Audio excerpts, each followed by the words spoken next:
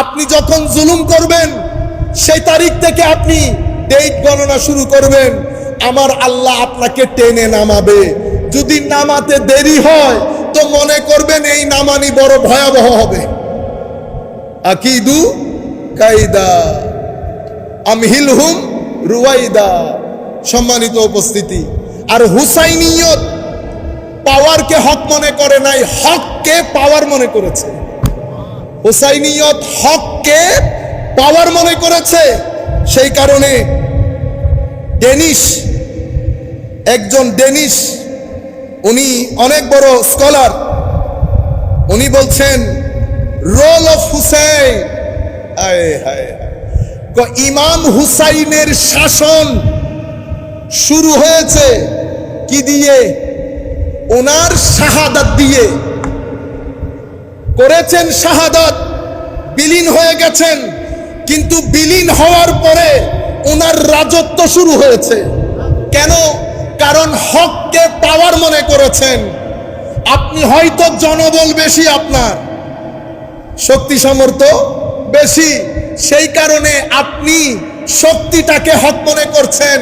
দুনিয়া থেকে যাবেন, জমিনের সাথে আপনার হক মিশে যাবে। মনে রাখবেন, হক শক্তির নাম, শক্তির নাম হক না। ইমামে হুসাইন তো ওই ডেনিশ দার্শনিক বলছেন, যেই কথা ডেনিশ দার্শনিক বুঝেছে সেই কথা আমরা টুপিওয়ালা দাড়িওয়ালা মানুষ বুঝি নাই। উনি বলছেন role of Hussain begins with his martyrdom। তো হুসাইনের রোল শুরু হয়েছে, রাজত্ব শুরু হয়েছে উনার শাহাদাতের মাধ্যমে, উনার শাহাদাতের মাধ্যমে। আর ইয়াজিদের রাজত্ব হায় হায় শেষ হয়েছে উনার কিসের মাধ্যমে? উনার রাজত্বের মাধ্যমে, উনার বিজয়ের মাধ্যমে ইয়াজিদের রাজত্ব খতম হয়ে গেছে। প্রমাণ কি? আপনি যতই বলেন তাবেই ছিল, যতই বলেন দুষ ছিল না, আমি এই মাইন্ডসেট বুঝাতে চাচ্ছি আপনাকে। আল্লাহর সৃষ্টির এই পর্যন্ত কেউ, অন্তত বাংলাদেশে কেউ ইয়াজিদ নামের আপনারা জানেন কাউকে? 14 গোষ্ঠীর মধ্যে কোন শব্দ শুনেছেন যে নাতির নাম ইয়াজিদ? শুনেছেন? এটার নাম হচ্ছে কি হয়ে যাওয়া? বিলীন হয়ে যাওয়া। আর হুসাইন, পৃথিবীর বুকে এমন কোন গ্রাম নাই যেই গ্রামের মধ্যে 2-4 জন হুসাইন নাই। এই স্টেজে 4-5টা চেয়ারের মধ্যে 2-3 জন আছে হুসাইন। আপনারা বুঝতে পেরেছেন? তাহলে ডেনিশ স্কলার ঠিক বলেন নাই যে ওনার রাজত্ব শুরু হয়েছে শাহাদাতের মাধ্যমে। কেন? কারণ হককে শক্তি মনে করেছেন, হককে শক্তি মনে করেছেন। সম্মানিত উপস্থিতি, মাইন্ডসেট কোনটা বুঝাতে চাচ্ছি? আপনি মাদ্রাসায় পড়েছেন, স্কুলে পড়েছেন, ঘরে থেকেছেন, অতঃপর আপনার একটা এনভায়রনমেন্ট, পরিবেশ ছিল। সেই পরিবেশের মধ্যে আপনাকে এই দুইটার মধ্যে ফারাক বোঝানো হয় নাই। আপনাকে বোঝানো হয়েছে দুইজনই শাহজাদা। দুইজনই কি শাহজাদা? দুটি আদর্শ কি সেইম? আমাদের সামনে সবকে বাদ দিয়ে দিলাম, আমার নবী সাল্লাল্লাহু আলাইহি ওয়াসাল্লামের ইত্তেবা যদি না করি আমরা মুসলমান থাকবো না। একটা হচ্ছে ইত্তেবার ইনকার করা। কেউ যদি ইত্তেবার ইনকার করে তাইলে মুসলমানিত্ব থেকে খারিজ হয়ে যাবে। আর কেউ যদি জেনে নফসের ধোঁকায় পড়ে ইত্তেবা না করে, বেশিতে ফাসেক বলতে পারবো। আর কেউ যদি জেনে বুঝে সেটাকে ইনকার করে তো মুসলমান থেকে কি হয়ে যাবে? খারিজ হয়ে যাবে। আমার নবী বলেন নাই, একটা দুইটা হাদিসে বলেছেন। আমার নবী বলেন নাই আল্লাহ এই দুইজনকে যারা ভালোবাসবে, এই দুইজনের মা বাবাকে যারা ভালোবাসবে তুমিও তাদেরকে ভালোবাসো। এই কথা কে বলেছে? আমার নবী বলেছেন। আমার নবী বলেন নাই আনা তারিকুন ফিকুম সাকালাইন বলেন নাই? সাকালাইনের মধ্যে আলে রসুল, আজওয়াজে রসুল, পাক পাঞ্জতান অন্তর্ভুক্ত আছে কিনা? আমার নবী ইমাম হুসাইনের নাম ধরে বলেন নাই হুসাইনুম মিন্নি ওয়া আনা মিন হুসাইন? বলেছেন কিনা? অসংখ্য হাদিসের মধ্যে আমার নবী বারবার ইরশাদ করেছেন, একটা হচ্ছে বলে আপনাকে এডুকেট করা, আরেকটা হচ্ছে তরুণ প্রজন্মের মাইন্ডসেট তৈরি করা। আমার নবী শুধু বলেন নাই, হাসান এবং হুসাইনকে কাঁধে নিয়ে মদিনার অলিতে গলিতে আমার নবী হাঁটেন নাই? বলেন হাঁটেছেন কিনা? কেন করেছেন? কেন করেছেন? শুধু বলে এডুকেট করেছেন, কাঁধে নিয়ে মাইন্ডসেট তৈরি করেছেন। আমার নবী চেয়েছেন তরুণ প্রজন্মের অন্তরে যেন আমার নবীর আলের মোহাব্বত সুপার গ্লু দিয়ে আমার নবী লাগিয়ে যেতে পারে। সেই কারণে একটা হচ্ছে মুসলিমের বর্ণনা, আর একটা হচ্ছে তিরমিজি শরীফের বর্ণনা। দুই বর্ণনার মধ্যে আমার নবী ইরশাদ করেছেন, বিদায় হজ্জের ভাষণ থেকে ফেরার পথে, আপনারা জানেন এটা জিলহজ মাস, অতঃপর আমার নবী দুনিয়া থেকে গেছেন রবিউল আউয়াল শরীফ, জিলহজের প্রায় শেষের দিক, অতঃপর মুহররম, সফর, রবিউল আউয়ালের 12 তারিখ আমার নবী দুনিয়া থেকে চলে গেছেন। আমার নবী যখন লাখো সাহাবায়ে কেরামকে বলছেন, যারা সামনে চলে গেছে তাদেরকে আসতে বলো, যারা পিছনে থেকে গেছে তাদের জন্য ইন্তজার করো। বিদায় হজ্জের ভাষণে পুরা পৃথিবীবাসীকে একটা নতুন ওয়ার্ল্ড অর্ডার দিয়েছেন। It was a new world order announced by the Holy Prophet sallallahu alaihi wasallam after 23 years of his struggle, 13 years in Makkah, 10 years in Medina. আমার নবী বিদায় হজ্জের ভাষণ দিয়ে পৃথিবীকে একটা নতুন ওয়ার্ল্ড অর্ডার দিয়েছেন। ইয়া আইয়ুহান নাস বলেছেন, অতঃপর জাংশন গদিরে খুমের মধ্যে এসে আমার নবী আরেকটা ডিক্লারেশন দিয়েছেন। এটা ইমাম মুসলিম শরীফের মধ্যে বর্ণনা করেছেন।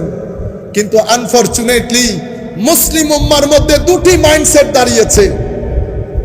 একটি মাইন্ডসেট আলে রাসূলের অতিরিক্ত মহব্বতের কথা বলে সাহাবায়ে কেরামের শানে বেয়াদবি করে, আরেকটি মাইন্ডসেট সাহাবায়ে কেরামের কথা বলে আলে রাসূলের শানে বেয়াদবি করে।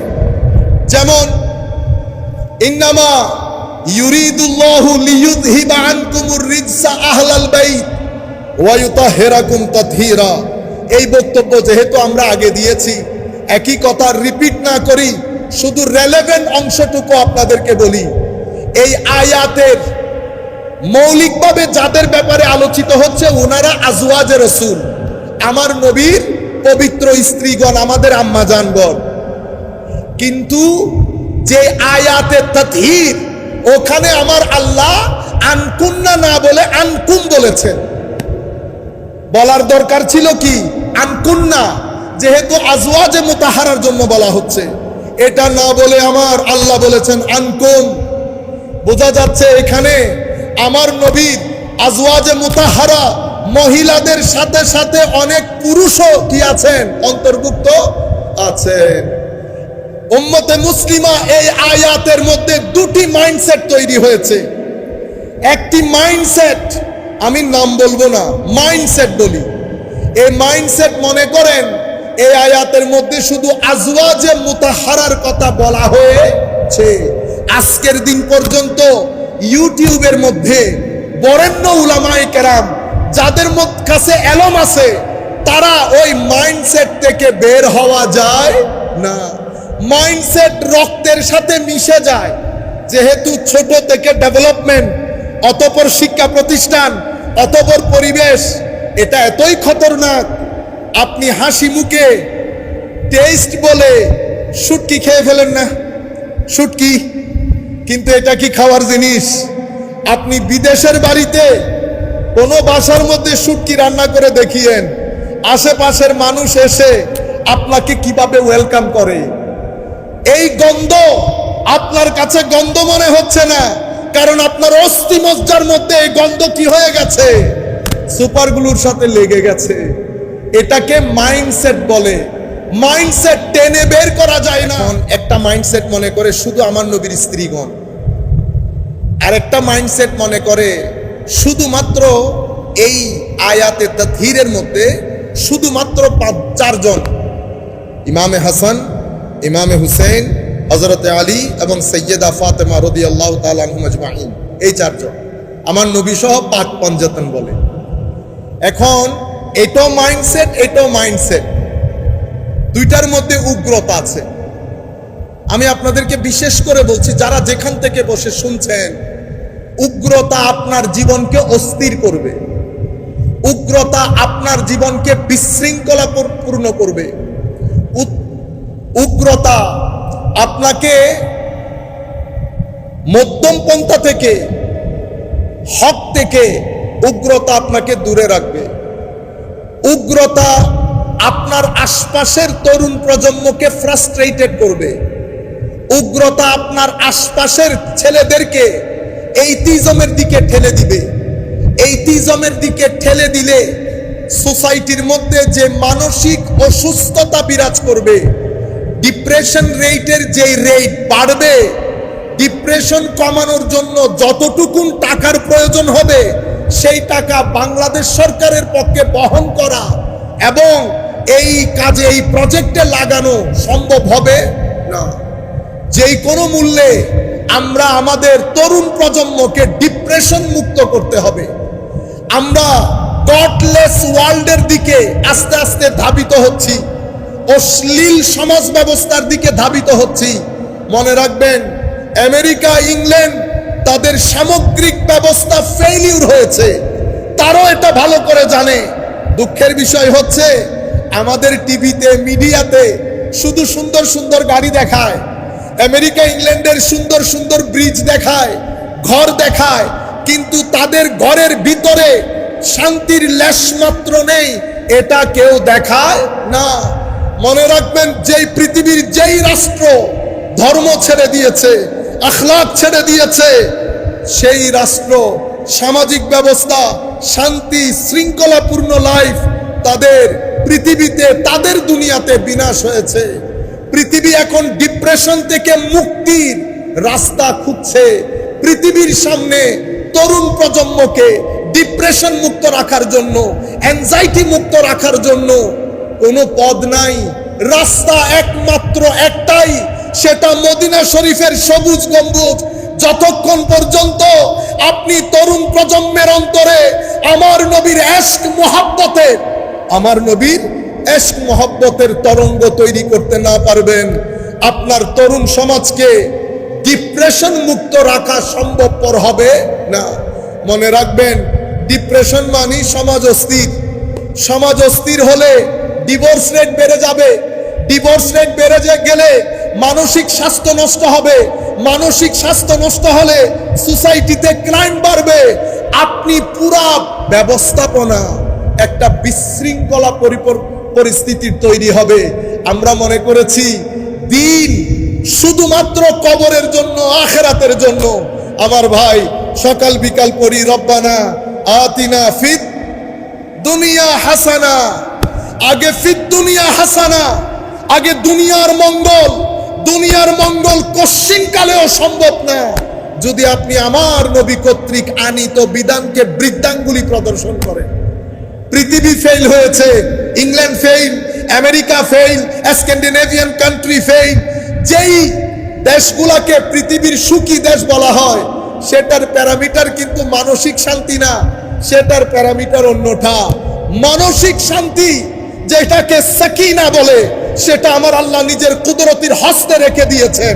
সেটা তাদের অন্তরে নাজিল করেন যাদের অন্তরের সাথে মালিক ও মাওলার সাথে তাল্লুক আছে। যদি মালিক ও মাওলার তাল্লুক মুনকাতে হয়ে যায়, ডিসকানেক্টেড হয়ে যায়, সব কিছু পাবেন। সাকিনায়ে কলব, মনের প্রশান্তি নসিব হবে না। মনের প্রশান্তি আউলিয়ায়ে কেরামের মাজারে। মনে রাখবেন, পৃথিবী চাই তরুণ প্রজন্ম, কারণ পৃথিবীর একটা প্ল্যান আছে আপনাদেরকে নিয়ে। কোরআনে পাকে আমার আল্লাহ অনেক অনেক আগে বলেছেন, ওয়ালান তারদা আনকাল ইয়াহুদ ওয়ালান নাসারা হাত্তা তাত্তাবিআ মিল্লাতাহুম। ইহুদ নাসারা এরা আপনাদের উপর সন্তুষ্ট হবে না যতক্ষণ আপনারা তাদের অনুসরণ করেন। যতক্ষণ না করবেন ততক্ষণ তারা খুশি হবে না।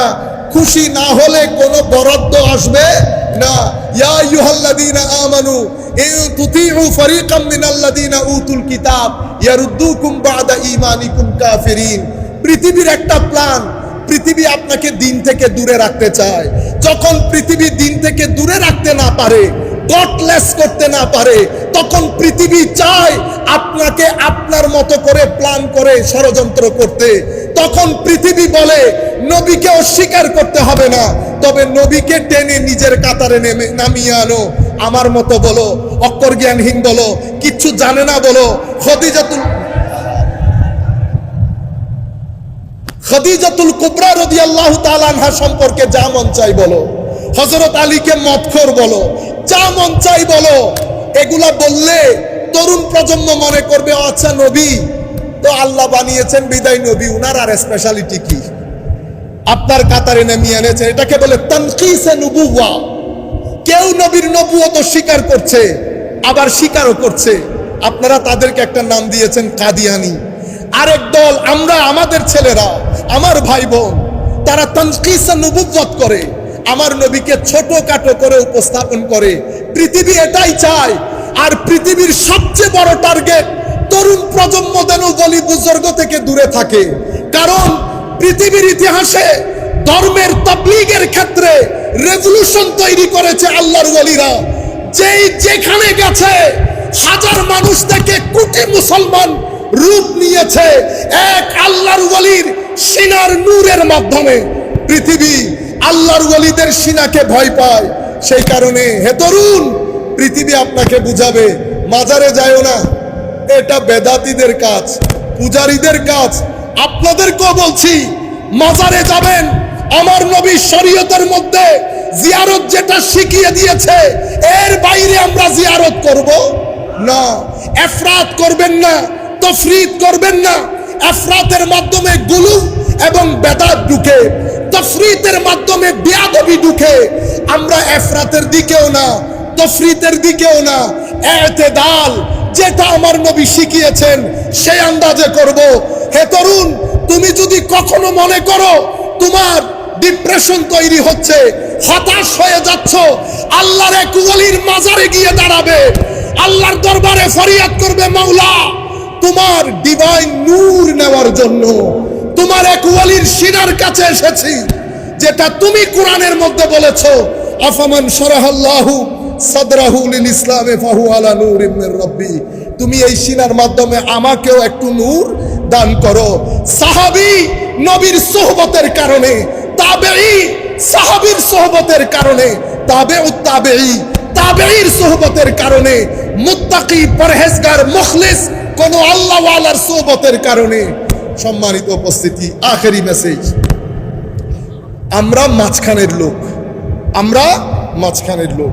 আমার নবী যে ইয়াজিদিয়তের কথা বলে গেছেন, মনে রাখবেন এই ইয়াজিদ একটা করাপশনের প্যাকেজ ছিল, ডিক্টেটরশিপ সেই করেছে, ডিক্টেটরশিপের শুরু সেই করেছে। মারামারি, হানাহানি, বাইতুল মাল মানে উম্মতের নেশনের রিসোর্স চুরি করা, সব কিছুর দায়ী সে। Social corruption, political corruption, social political corruption সবকিছু করেছে। মদিনা শরীফে আক্রমণ করেছে, মক্কায়ে মুআজ্জামায় আক্রমণ করেছে। এই দুই আক্রমণে সিনিয়র সাহাবায়ে কেরামকে হত্যা করেছে। এই মালউন, এই খাবিস, সে তার রাজত্বকালে সিনিয়র সিটিজেন গুলাকে সরিয়ে তরুণ প্রজন্মের কিছু বেয়াদবদেরকে বসিয়েছে। যেই ইঙ্গিত আমার নবী দিয়ে গেছেন, যেটার উপর ইমাম বুখারী চ্যাপ্টার করেছেন, আমার নবী বলেছেন হালাকাতু উম্মতি, আমার উম্মত ধ্বংসপ্রাপ্ত হবে। কার হাতে? আলা ইয়াদাই গিলমাত মিন কুরাইশ। অন্য আয়াত, অন্য হাদিসে অন্য শব্দে এসেছে, কুরাইশের কিছু অবুঝ ইম্যাচিওর শাসকের হাতে আমার উম্মত ধ্বংসপ্রাপ্ত হবে। সমস্ত মুহাদ্দিসিন যখন এই হাদিসের ব্যাখ্যা করেছেন, বদরুদ্দিন আইনি থেকে শুরু করে ইমাম ইবনে হাজার আসকালানি পর্যন্ত সমস্ত মুহাদ্দিসিন বলেছেন, কুরাইশের যেই শাসকদের হাতে উম্মত ধ্বংস হয়েছে সেই শাসকদের প্রধান এবং প্রথম ব্যক্তির নাম ইয়েজিদ। সেই কারণে ইয়েজিদিয়ত বোঝা বড় জরুরি। সম্মানিত উপস্থিতি, এখান থেকে আমরা হুসাইনিয়তের দর্শ নেব। আজকে আমরা ওয়াদা করব নামাজ মিস করব না। আমার ভাই, নামাজ মিস করিয়েন না। তিলাওয়াত কোরআন অন্তরের মধ্যে তরঙ্গ তৈরি করে। আলিফ লাম মিম যালিকাল কিতাব লা রাইবা ফীহি হুদাল লিল মুত্তাকিন। নুন ওয়াল কলম ওয়ামা ইয়াসতুরুন। কাফ হা ইয়া আইন সাদ। যে গান আপনারা শুনেন সেই সুরের সুর আমার আল্লাহর দেওয়া বিধান কোরআন। আমার নবীর হাদিসে পাক পড়বেন, তিলাওয়াতে কোরআন করবেন, মানুষকে সহযোগিতা করবেন, ভদ্র নম্র হয়ে পৃথিবীতে যাবেন। আমার নবী খুশি হবেন, হুসাইনিয়ত জাগ্রত হবে, আমাদের কবরের জীবন, আখিরাতের জীবন সুন্দর হবে। ওয়া মা আলাইনা ইল্লাল বালাগুল মুবিন। আসসালামু আলাইকুম।